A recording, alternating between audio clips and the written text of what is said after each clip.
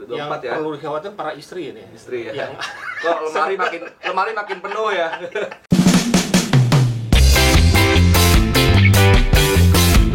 Ada produsernya sekarang. Jumpa lagi di Basi ke-17. Ini dong. Ini agak sedikit spesial. Dari kemarin spesial mulu ya. Tiap episode juga spesial, tapi dia agak sedikit berbeda kita bahasnya di 17 ini setelah PPKM-PPKM-an. Ini ada yang sedikit. ini kenapa sih PPKM? Ya karena emang PPKM bro. Oh yang gue tahu PPKN yang baru ya. Oh gitu, gue juga tahu PPKM. PPKN, PMP yang lebih, kalau biasanya PMP lebih tua lagi. Tapi ini sedikit ini yang mengganggu pikiran saya nih di selama PPKM ini, seputaran digital kan selalu lihat updatean bola, tren transfer, olimpiade, juara. Nah, lu sendiri nih Yas, ini gue barengan Dias ya sebagai, lu mau disebut apa nih? Owner vintage atau pengamat sepak takraw atau apa nih? Mesti jelas dulu dong. Ntar gue salah nih. Ya, mewakili apa? Vintage dompet. Mewakilin Vintage vintage dompet. dompet. Nah, lu kalau yang lama balasnya dia kalau misalkan lu order. Mulai nanya itu berarti gue ya? Nih soal trennya nih bro, kita bahas soal tren jersey nih. Sebenarnya ada perubahan nggak sih pada saat masa COVID dan PPKM ini? Dari itu dulu deh. Dari lu sebagai Kita nggak bahas apa sih? Jersey. Jersey-nya. Oh, jersey. Dunia Nggak jadi PPKM. berat bro. Terlalu berat. Jadi intinya Dunia ngebahas jersey jersey seputaran di masa PPKM. Masa PPKM atau masa COVID lah, dari awal kan lu yang gua dengar kan ada yang usaha jatuh bangun atau mana. Ini tren jersey sendiri gimana nih di masa COVID seperti Ini ini? lucu nih, dulu tuh sebenarnya pas awal-awal gue ekspektasinya malah khawatir berlebih ya. Iya. Maksudnya ini gue bakal ngedrop nih gara-gara dulu bahasanya apa sih namanya? Bukan lockdown, apa sih namanya? PSBB. PSBB ya? PSBB. PSBB kan? Kamu PSBB. Ngeri itu cuy. Apa gua jadi Iya, warkop gitu rumah. Iya, gue sempat mikir, aduh nih barang mau gimana ini, tapi ternyata enggak. Tetap stay ya, harusnya pecinta jersey itu tetap ada ya nyari jersey ya. Itu yang lucunya. Di luar ekspektasi lucunya. Jadi gue pikir bakal ngedrop, malah gue justru kewalahan. Ngedrop karena kewalahan gitu, ngadepin permintaan orang. Itu tipes juga. Jadi itu dia. Bisa dibilang pada saat COVID usaha bisnis jersey itu malah makin menggila. Makin menggila ya. Ya, dan makin banyak orang nyari ya. Orang-orang yang nimbul tuh jadi jualan juga. Oh, jualan juga. Tiba-tiba kolektor dodol. Di koleksi terus didol. Mungkin dia kebutuhan bisa jadi sih. Nah, ini yang jadi catatan ya, maksudnya kok salah satu industri yang bukan berarti ini ya, maksudnya pecinta jersey itu tetap masih ada aja ya. Masih ada, dan lucunya mungkin karena itu dia bro. Satu catatan di sini yang gua garis bawain ya. Mungkin karena orang belum kejadian ada begini ya, ada PPKM malah atau PSBB atau intinya si COVID ini sebelum muncul slow aja gitu loh. Mungkin karena ada sudah ada biayanya tuh, misalnya uang jajannya tuh sudah dialokasikan ke ini. Tapi begitu ada PPKM, ada PSBB pandemi kayak gini, mungkin bingung. Yang tadinya alokasinya udah begini, akhirnya nggak bisa hiburan, nggak bisa pergi kemana-mana, nggak bisa.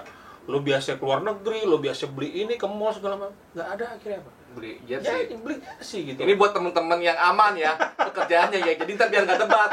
Lu mah enak kerjaannya aman gue. Nah, maksudnya ini biar memilah tidak berdebat. Ini buat orang-orang yang mungkin ya bisa dibilang ada lah gitu ya. Uangannya gitu ya. Berarti yang biasa dia pakai alokasi buat beli apa, ternyata lebih baik gue beliin jersey aja nih. Ini untuk saya buat para pelanggan vintage ya. Yang perlu dikhawatirkan para istri ini. Istri ya. Kok lemari makin penuh ya. Karena ada yang beli tapi nggak mau dikirim. Nah, buat apa? Hey. Nah, untuk itu juga ya bro, untuk harga sendiri nih kita langsung masuk nih karena gue penasaran dengan seputaran nilai jersey itu dari segi harga itu seperti apa sih? Kadang kan ada yang udah bilang nih tiap tahun tuh jersey itu bakal naik nih harganya nih untuk yang koleksi-koleksi nih. Itu sebenarnya dilihat dari beberapa faktor apa aja sih?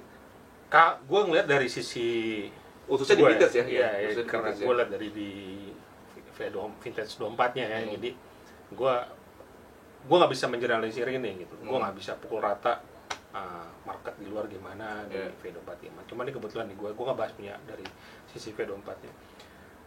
Sebenarnya awalnya kita memprediksi nilai jersey itu harga jersey itu fluktuatif aja sebenarnya. Tapi begitu pandemi yang biasa-biasa aja, jadi luar biasa. Karena itu gue bilang faktor pertama mungkin karena alokasi dana yang tadinya biasa beli ini beli itu akhirnya dibuat hobi. Ya mungkin nggak jersey aja sih, dia beli sepeda ada kan. Iya, sepeda juga gila tuh. Gila kan sempat sepeda kan. Di awal juga gila sepeda. Gue beli sepeda sampai lu juga beli ya. Lu juga beli. Gue masih 3 juta ternyata dijual 5 juta, Bro. Gue sampai 5 juta tuh. Wah, kacau tuh sepeda tuh. Nah, itulah jadi karena alokasinya itu akhirnya dibuat hobi. Permintaan banyak, barangnya sedikit. Nah, ini itu yang faktor gue jadi nyarinya. Begitupun ada barangnya, akhirnya orang jual mahal. Nah, gitu loh. Supplier gue juga begitu. Gue minta ini barang ini. Di sana bilang nggak ada barang. Begitu ada, tapi nilai segini. Mau apa enggak? Nah, mau nggak mau kan gue harus angkut itu. Iya, kalau nggak lu mau jual apa? Mau jual apa gue? Nah, begitu gue masukin di sini, dibilangnya harganya mahal, tapi memang keadaannya begitu. Iya. Itulah terjadi sekarang. Makanya nilai jersey ini awalnya gue pikir fluktuatif, ternyata makin kesini makin tinggi, dalam permintaan makin gila. Iya. Ya itulah kalau gue pikir. Tapi beberapa faktornya salah satunya itu mungkin yang tadi lu bilang ya, maksudnya harga jersey itu fluktuatif itu yang justru pada saat PPKM itu makin naik karena beberapa dari segi keuangan orang pun untuk mengalihkan beli pun ada gitu ya. Yeah. Tapi dari segi nilai jersey-nya sendiri nih, yang membuat jersey itu semakin tinggi itu apa aja sih, Bro? Faktor biasanya ya, mungkin biasanya kalau yang gue tahu sih, biasa momen-momen ya. Momen entah pemain itu pensiun, entah contoh misalkan Messi nggak pernah juara nih untuk di kelas negaranya kan, dia di liga kan, di klub udah gue nggak usah ditanyain deh. Negara kan belum ada sama sekali. Begitu ada, begitu di juara yang nyari banyak banget. Oh, ini yang Copa 2020 ini ya? Ya kayak kemarin gitu. Itu susah dicari tuh. Susah dicari.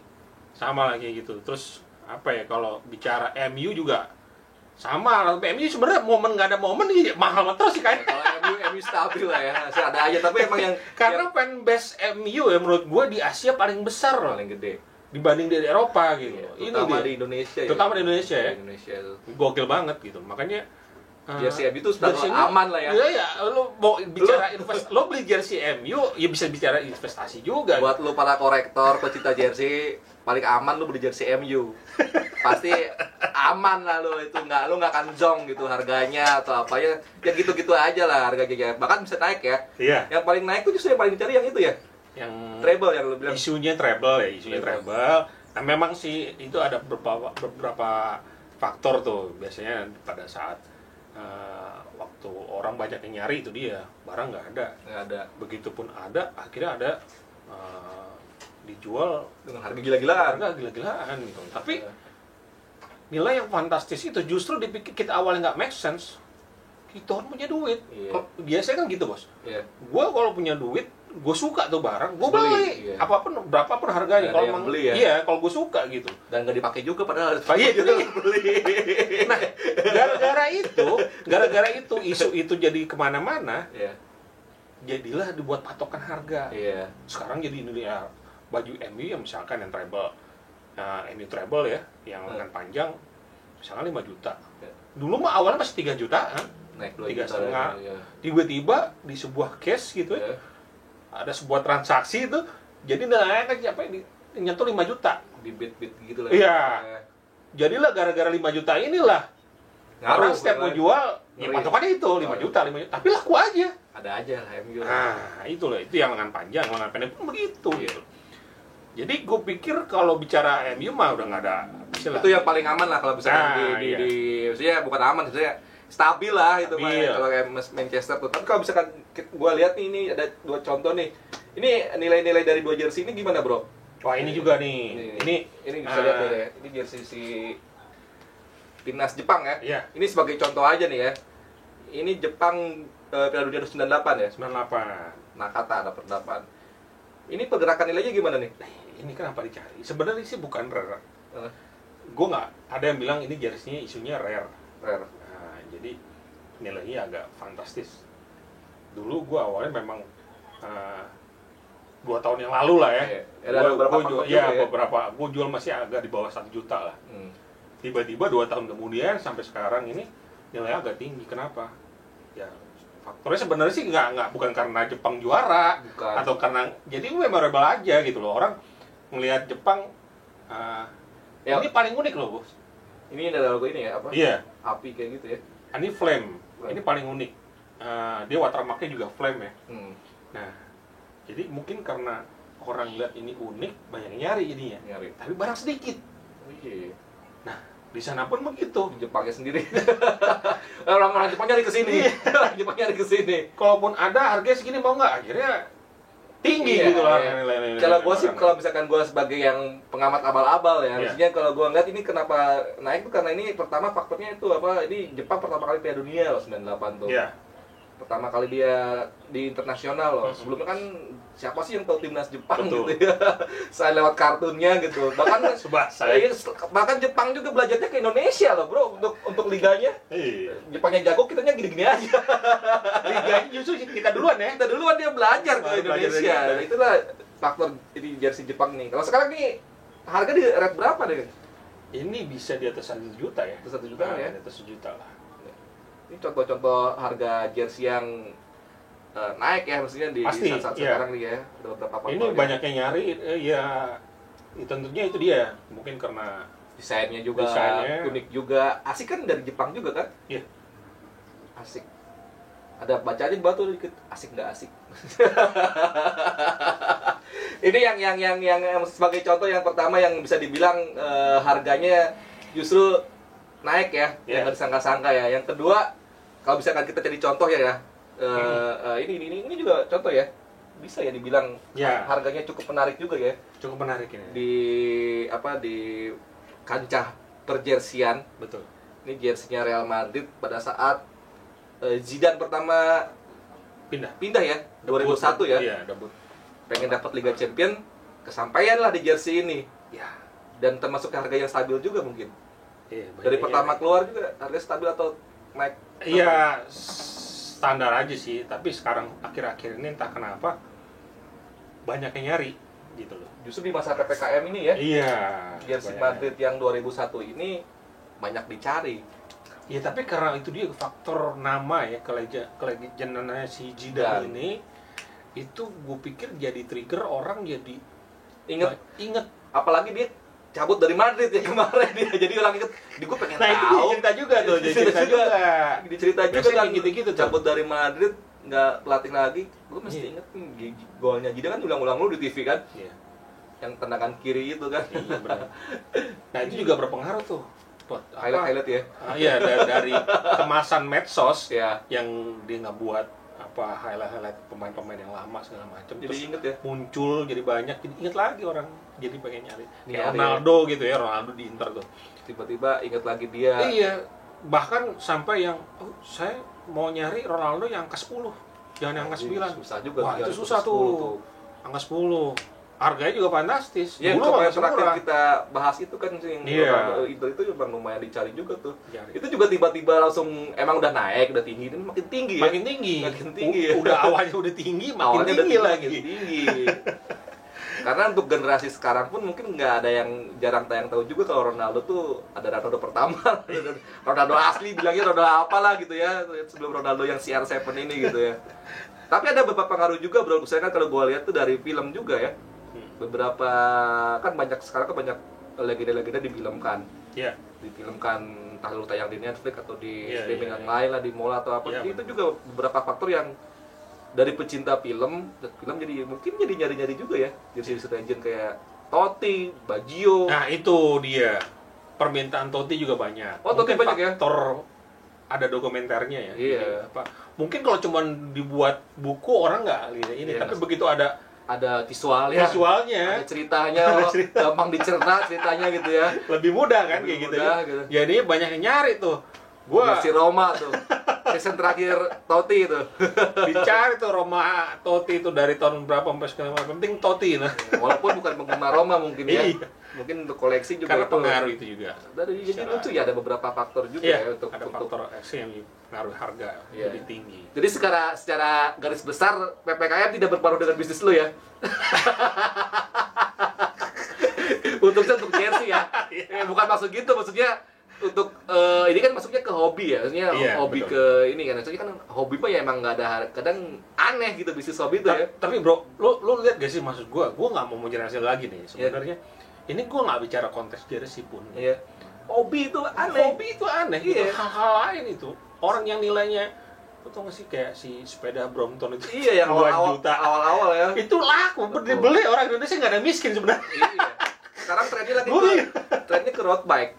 Temen gua beli sepeda itu 70 juta, 30 juta tuh. Bajunya aja 3 juta, Bro. PNS tuh. Sepatunya. Bisa lo bayangin. Gila, itu hobi maksudnya. Kita nggak ini compare dengan yang bisnis yang lain, maksudnya untuk kita di bisnis hobi tuh emang aneh gitu, unik sendiri gitu. Emang mungkin bukan. Tapi balik lagi jangan lupa kita sebagai cowok dan hobi ya sama sesuatu barang tuh, jangan lupa nih ada motonya apa nih? Mending nyesel beli daripada nyesel nggak beli. Tuh, pernah jangan lupa ya. Gue pernah dengar kata-kata itu dari pembenaran semua penghobi-hobi. Es kolektor semua pasti akan ngomong kayak gitu. Lebih baik nyesel apa tadi? Nyesel beli daripada nyesel nggak beli.